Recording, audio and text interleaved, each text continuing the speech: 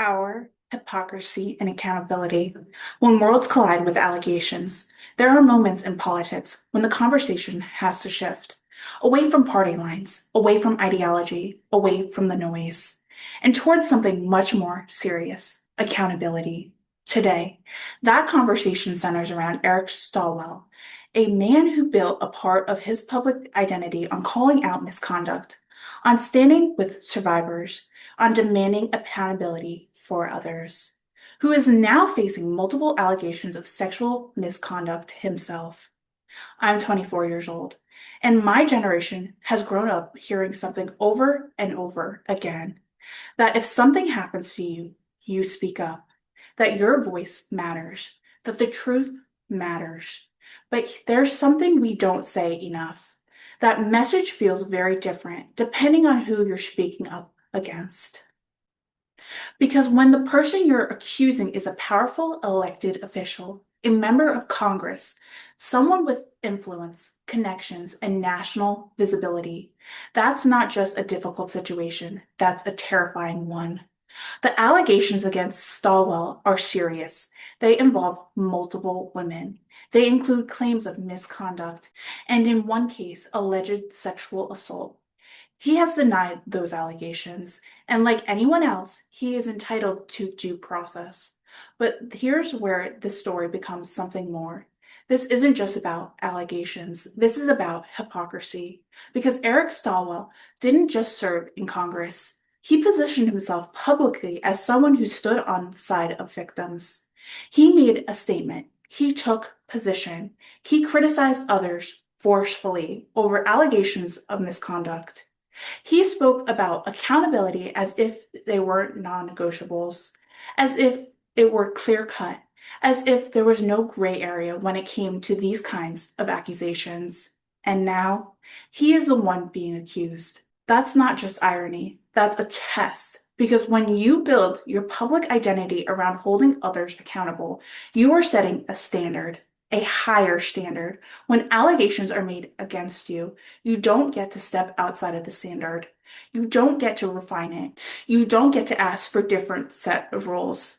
You are held at the same principle you demanded from everyone else. And this is where the conversation has to get deeper. Because this isn't just about words, it's about power. When you are an elected official, when you have authority, when you have influence over staff, interns, careers, you are not operating on equal level. If you are a young woman walking into an environment for the first time, you are not thinking about politics. You are thinking about your future, your career, your opportunities, your reputation, and when something feels wrong, the question isn't just what happened. It becomes, can I say anything? Will they believe me? Will this follow me for the rest of my life? That's the reality.